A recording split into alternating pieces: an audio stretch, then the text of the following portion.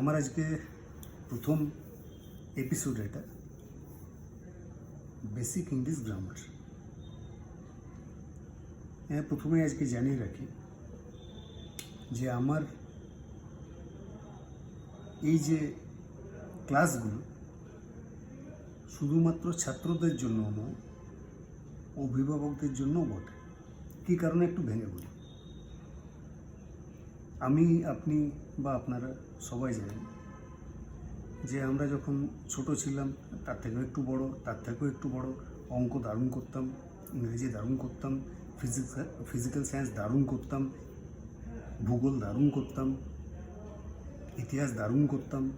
ঘটনা হচ্ছে দীর্ঘদিন অনভ্যাসের ফলে আমরা কিন্তু এই জিনিসগুলো ভুলে গেছি। আমি বিশ্বাস করি একটি বাচ্চার আর্লি এডুকেশন শুরু হয় তার বাড়ি থেকে। আমার এই ক্লাসের উদ্দেশ্যই হলো শুধুমাত্র ছাত্রদের জন্য নয়, তাদের অভিভাবকদের জন্য, যারা চান তাদের ছেলে বা মেয়েরা যেন খুব সুন্দর ইংরেজি শিখে যায়। আমরা বাংলা মিডিয়ামের ছেলে, আমাদের কিন্তু গ্রামার ভীষণ স্ট্রং। ইংলিশ মিডিয়ামের ছেলেরা ফড়ফড় করে ইংরেজি বলতে থাকে, সব ভুল, ম্যাক্সিমাম ভুল। কিন্তু যারা আমরা বেঙ্গলি মিডিয়ামের স্টুডেন্ট, তারা কিন্তু ইংরেজিটা আমরা সলিড জানি। আমি জানি বলছি তা নয়, আমি চেষ্টা করছি যাতে আমরা আমার যে এই ক্লাসগুলো যারা দেখবে তারা যেন খুব সহজে, ভীষণ জটিলতায় আমি যাব না। এই কি, হই কি, সেই কি, এগুলো জানার দরকার নেই। যে জিনিসগুলো আমাদের সবসময় কাজে লাগে সেই জিনিসগুলো নিয়েই আমি আলোচনা করব। এই কথা কিন্তু আর পরে পুনরাবৃত্তি হবে না। সুতরাং অভিভাবকদের উদ্দেশ্য আমার বলা রইল, আপনারা বাড়িতেই ছেলেদেরকে ইংরেজির প্রাথমিক শিক্ষাটা দিন। কারণ বাংলা থেকে ইংরেজি অনেক সহজ, আমি বিশ্বাস করি। যাক, প্রিলিউড ছেড়ে এবার আসল কথায় আসে। প্রথম হচ্ছে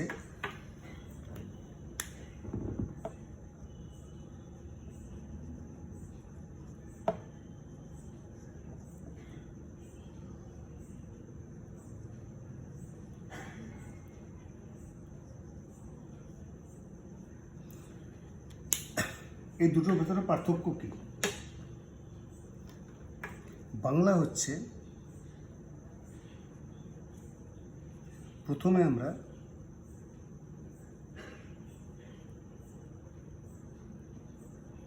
ল্যাঙ্গুয়েজ বা ভাষা শিখি। প্রথমে ভাষা, তারপরে গ্রামার বা ব্যাকরণ। কেন না, বাংলাটা আমরা শিখি ইমিটেট করে, নকল করে।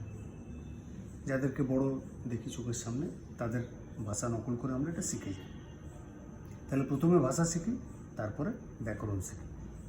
ইংরেজির ক্ষেত্রে যেহেতু এটা, বাংলা হচ্ছে আমাদের মাতৃভাষা, ইংরেজি কিন্তু মাতৃভাষা নয়, it is a foreign language. ইংরেজির ক্ষেত্রে ব্যাপারটা হচ্ছে ঠিক উল্টো। প্রথমে আমরা গ্রামার বা ব্যাকরণ শিখি, তারপরে আমরা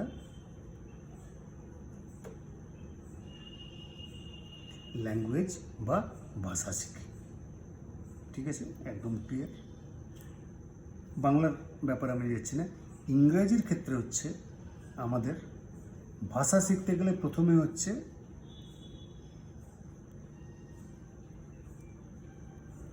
অ্যালফাবেট বা বর্ণমালা। প্রথম অ্যালফাবেট বা বর্ণমালা।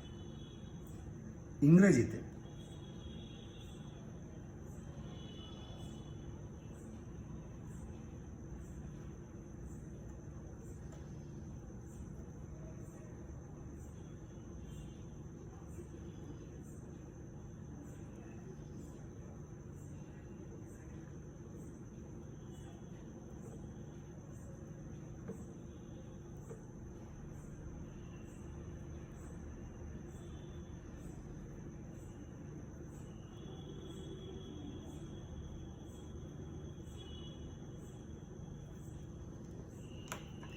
এ থেকে জেড পর্যন্ত মোট 26খানা অ্যালফাবেট আছে। ঠিক আছে, এইবারে আমি যেগুলো লিখলাম এটা কিন্তু একটা আলাদা আঙ্গিক। এগুলোকে বলে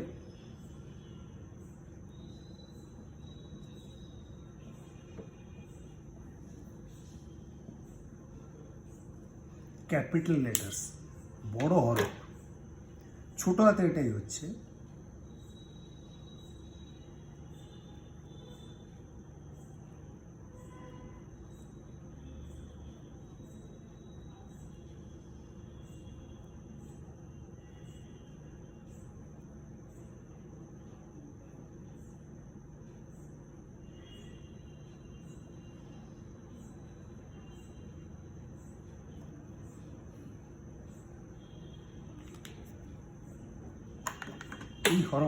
এই হরফটাকে বলে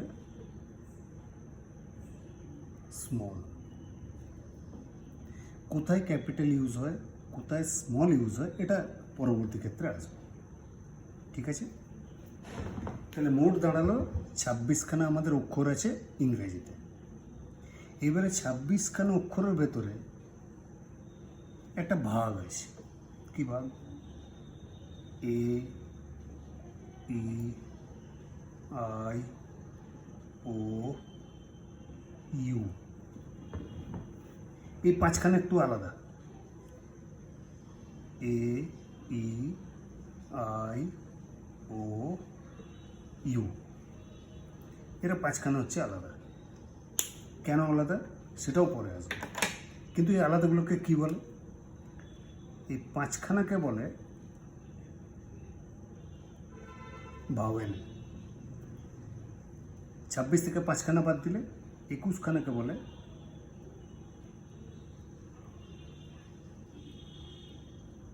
কনসোনেন্ট। ঠিক আছে, তাহলে 5খানা হচ্ছে ভাওয়েল, 21খানা হচ্ছে কনসোনেন্ট। তো হঠাৎ কেন 26খানাকে ভাঙতে হলো 5 আর 21-এ? এর ব্যাখ্যা এখন দেব না, পরবর্তীকালে বলব।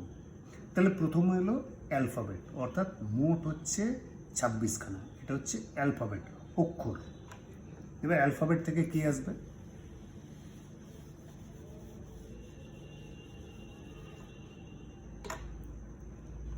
অ্যালফাবেট থেকে আসবে word.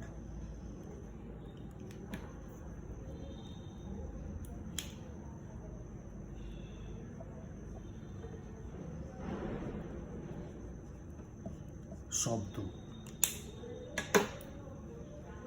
B O Y, S U L, G I R L, etcetera ইত্যাদি। এখানে কি হলো? 3খানা অ্যালফাবেট আছে, B O Y, S U N. তাহলে এখানে 3খানা, এখানে 3খানা,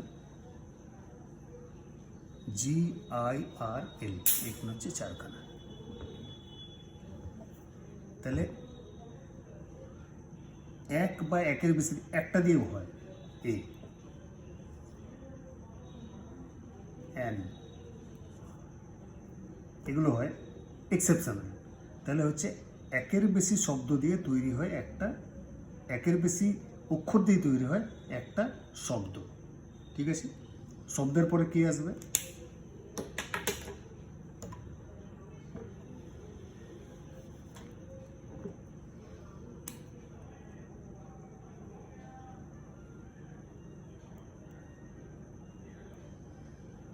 সেন্টেন্স, বা যেটাকে বলি আমরা বাক্য।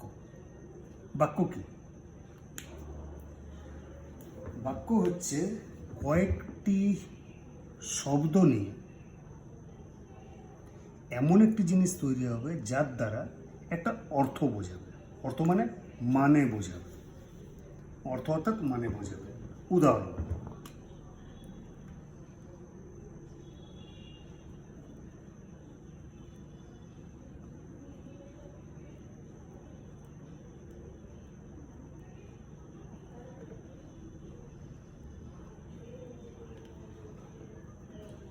কি আছে আমি বলেছিলাম একের বেশি শব্দ নিয়ে একটা বাক্য তৈরি হয়। এখানে দেখছি 1 2 3 4 5